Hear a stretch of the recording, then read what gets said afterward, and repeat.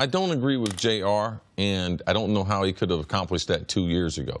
You know, with, I guess, the 2 years ago when he got the championship number 3, like he felt like that, and somehow, like, I don't know in JR's mind, sometimes JR's mind in places that I'll never be able to describe. But I don't know what's wrong with being the second greatest player ever. And I don't know what's wrong with that. I know Nick thinks that LeBron is the greatest ever. I think Michael Jordan's resume in itself, the totality of it, would allow him to stay in that spot as the greatest player. And I don't think anyone's even approached being able to compare Michael Jordan since Michael Jordan has left the game. So here's the thing, full disclosure here. This exact discussion is how JR and I became, I think it's too strong to call us friends, but friendly, guys that talk to each other, was some of the things I said right after LeBron won this championship that JR and I discussed privately, right? So the point that JR I know is making, because it's a point that I've made, which is the one argument, the really only strong argument for Jordan over LeBron is the raw number of championships.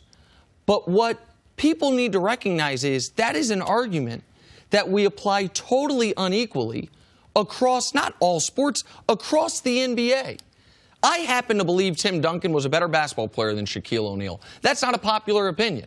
Most people think Shaq is higher on the pyramid. Duncan's got more championships.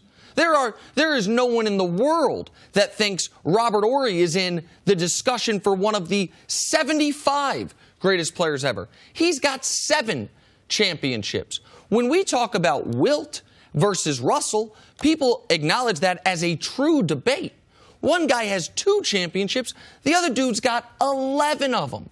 Kareem had been forgotten in this discussion for years, despite when he retired. He had more championships than anyone other than guys on Russell's Celtics with 6. We never made the greatest basketball player debate about championships until it applied to Michael Jordan. When Jordan retired the first time, and he had 3. The unanimous opinion was he was better than Magic. Magic had 5. So we can't apply this argument only where it fits Jordan.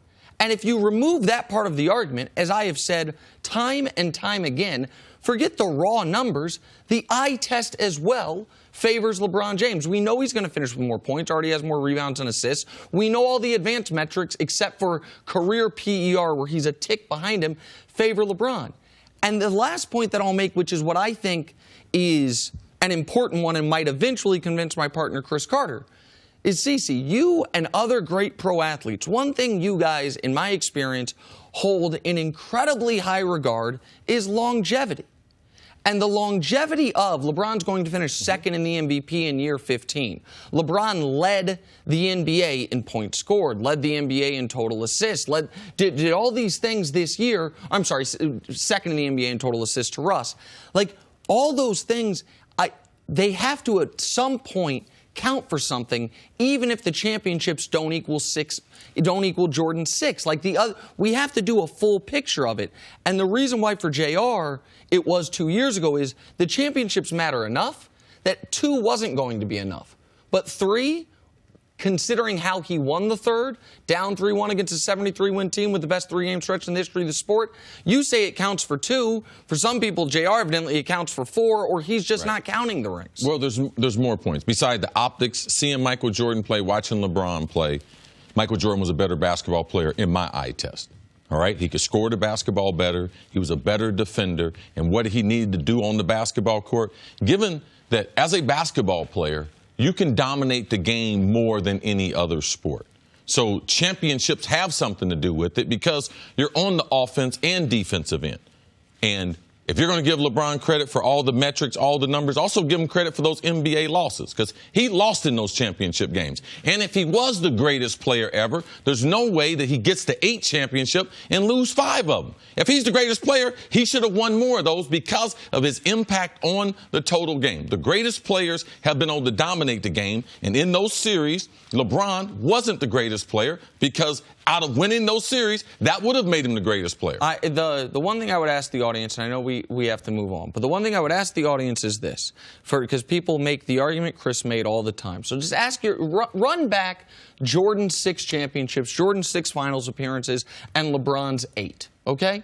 And let's flip-flop the players and say, given the teams they were going up against, given the fact that LeBron in 7 of his 8 NBA finals has been playing against 3 or more Hall of Famers, and Jordan never played against more than 2 Hall of Famers. If we flip them, do we think those Bulls with LeBron instead of Jordan lose any of those? Yeah. Out of the 5 series that he did lose, 4 of them were lopsided. Yeah. Right? I mean, lopsided. So it wasn't like LeBron wasn't even competitive. But my question is this. If you flip LeBron and Jordan, which of those losses become wins? I would argue the Mavericks series, that the Heat would have won the Mavericks series if they had Jordan instead of LeBron. But I also argue they wouldn't have been competitive 2 years ago when they won the title. They wouldn't have been competitive when they took the Warriors to 6 2 years prior. So I think if you purely you lost in a championship round, you have to incorporate whom you were playing in that championship round and the caliber of the opponent. Thanks for watching. Subscribe here to get the latest from the show. Also, be sure to check out more of the best clips from First Things First, or go watch a few segments from our other shows on FS1.